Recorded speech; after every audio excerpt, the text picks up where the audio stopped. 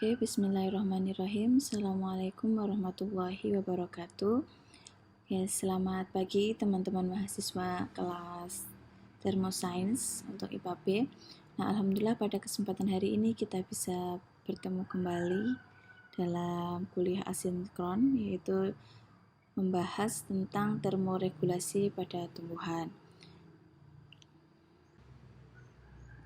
Oke, yang pertama kita ketahui bahwa tumbuhan itu merupakan makhluk hidup yang tidak bergerak secara aktif, melainkan gerakannya bersifat pasif. Artinya bagaimana tumbuhan itu dia bisa bergerak ketika ada yang menggerakkannya, seperti adanya angin ataupun nanti ada pengaruh luar seperti manusia atau hewan.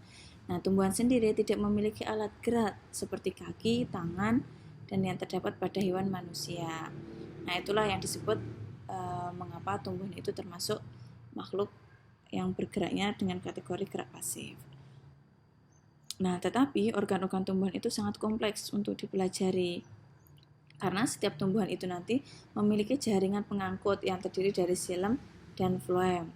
Nah, kedua jaringan ini atau kita kenal sebagai jaringan vaskuler itu nanti memiliki peran untuk mengambil air dari dalam tanah dan menyebarkannya ke seluruh bagian tanaman. Jadi untuk jaringan xilem dia nanti akan mengangkut air dan unsur hara yang lainnya yang diperoleh tanah menuju daun. Nah, sampai daun nanti akan terjadi proses fotosintesis. Kemudian untuk hasilnya nanti akan disebarkan ke seluruh tubuh melalui jaringan floem. Nah, tujuannya untuk apa? Supaya semua organ tanaman dapat berkembang secara maksimal, gitu kan. Jadi hasil fotosintesis itu berupa nutrisi yang disebarkan ke seluruh organ tumbuhan supaya bisa berkembang dengan maksimal. Nah, proses ini dinamakan dengan transportasi pada tumbuhan. Apa yang ditransportasikan? Ya berupa hasil fotosintesis itu tadi maupun bahan dasar yang akan digunakan sebagai proses fotosintesis itu tadi. Nah, tujuannya untuk apa? Untuk menjaga kestabilan dalam proses transportasi pada tumbuhan itu sendiri. Nah, tumbuhan melakukan pengaturan suhu tubuh ini dinamakan dengan nama termoregulasi. Nah, termoregulasi pada tumbuhan itu bagaimana mekanismenya? Mekanisme pengaturan suhu pada tumbuhan itu dapat dilakukan dengan berbagai kondisi, ya kan? Tergantung kondisi tubuh tumbuhan itu dan lingkungannya. Nah, dengan cara apa? Yaitu dengan cara melalui proses transpirasi. Nah, apabila di dalam tumbuhan itu terdapat jumlah kadar air yang sangat banyak. Gitu. Nah, kemudian berhentinya bagaimana? Atau proses termoregulasi ini kapan akan terjadi secara terus-menerus atau kapankah dia akan berhenti? Nah, proses ini akan berhenti ketika melakukan transpirasi apabila kekurangan air. Nah, transpirasi itu apa sih sebenarnya? Nah, transpirasi itu merupakan pelepasan dalam bentuk uap melalui stomata, gitu kan. Jadi panasnya itu dikeluarkan dalam tanaman itu sendiri melalui bagian daun yang namanya adalah stomata. Nah, transpirasi itu menyebabkan terjadinya aliran air yang berlangsung secara imbas dari akar, batang, dan daun. Gitu. Nah, aliran air dalam transpirasi ini akan membantu proses penyerapan dan transportasi air di dalam tubuh tumbuhan itu sendiri. Gitu. Nah, bagaimana mekanisme transpirasi itu? Nah, yang pertama, itu air diserap ke dalam akar secara osmosis melalui rambut akar. Nah, jadi akar itu kan banyak bagiannya, salah satunya itu rambut untuk memperluas daerah penyerapan air. Nah, air ini nanti sebagian besar bergerak menurut gradien potensial. Nah, melalui pembuluh silam itu tadi. Nah, kemudian air dalam pembuluh silam ini akan mengalami tekanan yang sangat besar. Nah, karena molekul air polar itu menyatu dalam kolom berlanjut akibat ada penguapan yang berlangsung di bagian atasnya. Nah, sehingga sebagian besar ion itu dia bergerak melalui simplas dari epidermis akar ke ke jaringan silem gitu. Nah, kemudian air nanti akan naik ke atas melalui arus transportasi gitu. Nah, ini merupakan salah satu gambaran bagaimana proses transpirasi dimulai dari pengangkutan air yang diperoleh dari akar hingga menuju ke daun. Oke, kemudian mekanisme transpirasi itu tumbuhan melakukan transpirasi itu untuk mengubah air menjadi bentuk uap air. Nah, dari jaringan hidup tanaman yang terletak di atas permukaan tanah.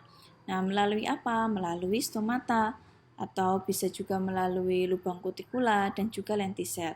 Kalau stomata itu nanti berada di daun. Nah, kutikula juga ada di daun. Kalau lentisel itu ada di bagian batang.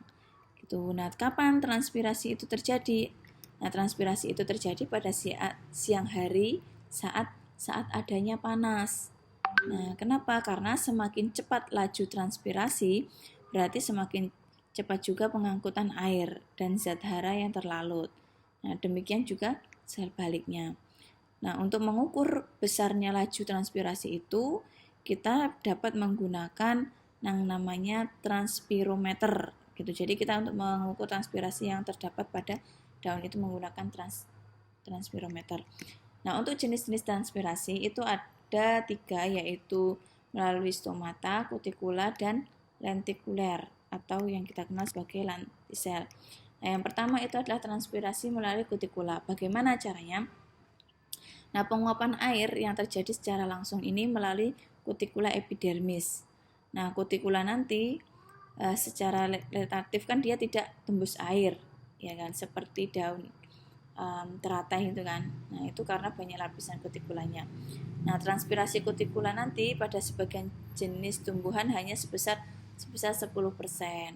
Nah, atau kurang dari jumlah air yang hilang melalui daun itu tadi. Kemudian bagaimana transpirasi yang terjadi pada stomata? Nah, pada daun itu terdapat namanya sel-sel mesofil.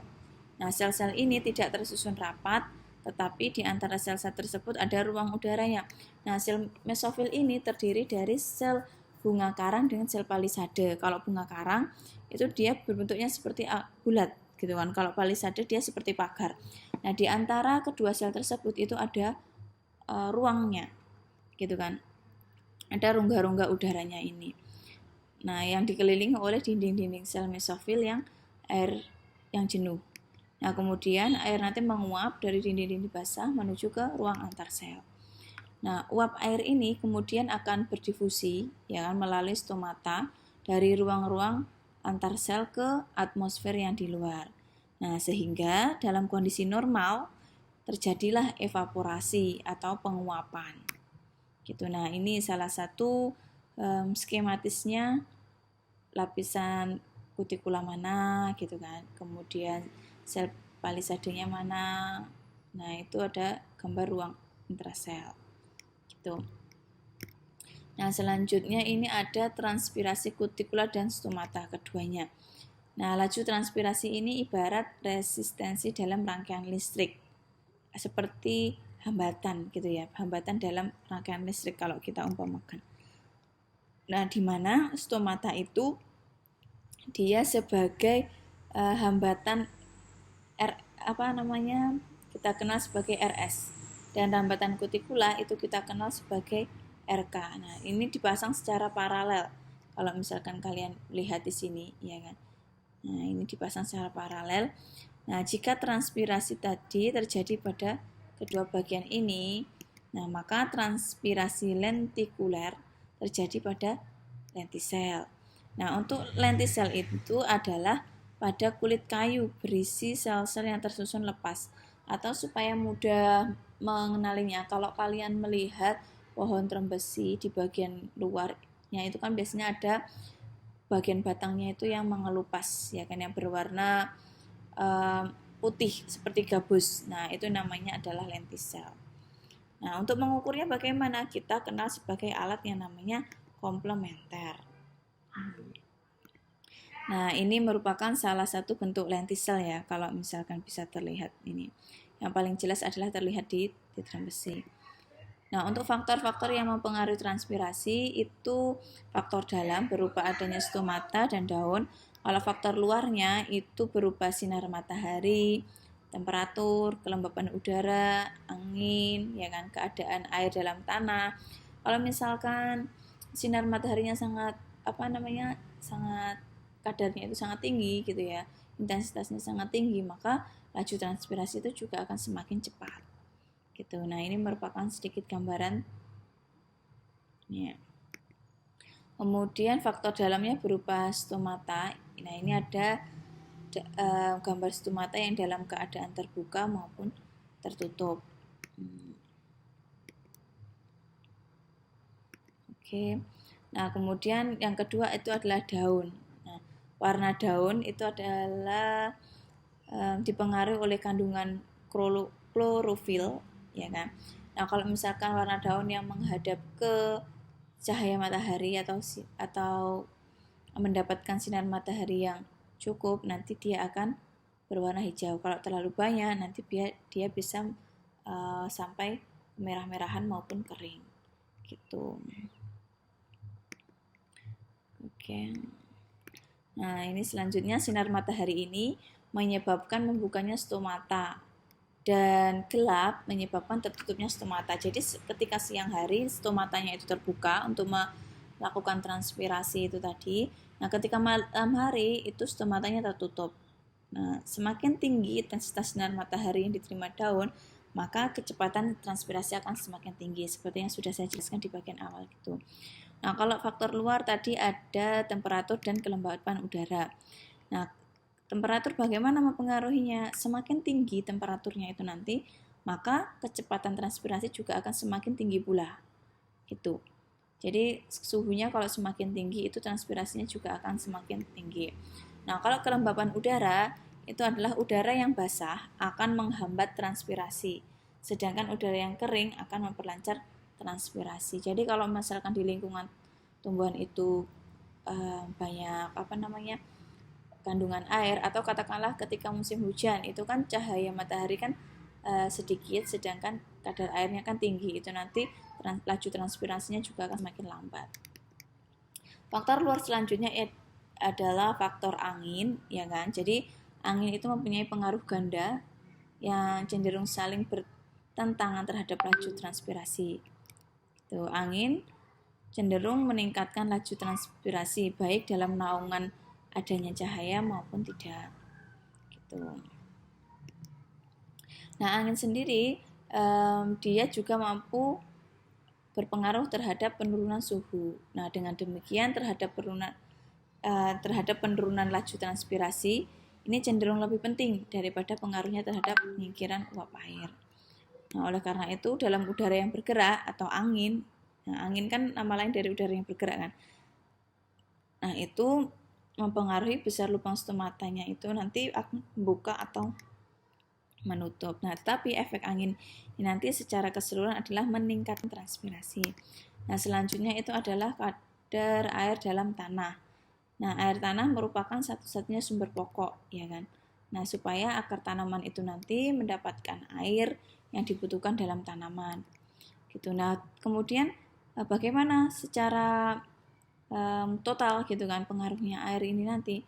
Nah, jika kandungan air tanah itu menurun sebagai akibat penyerapan oleh akar, ya kan, maka gerakan air menuju tanah ke dalam akar itu menjadi lebih lambat, gitu kan. Kalau misalkan jumlah airnya sedikit, itu nanti maka gerakannya itu lambat. Kalau misalkan jumlah airnya banyak, itu bisa meningkatkan laju transpirasi itu tersendiri.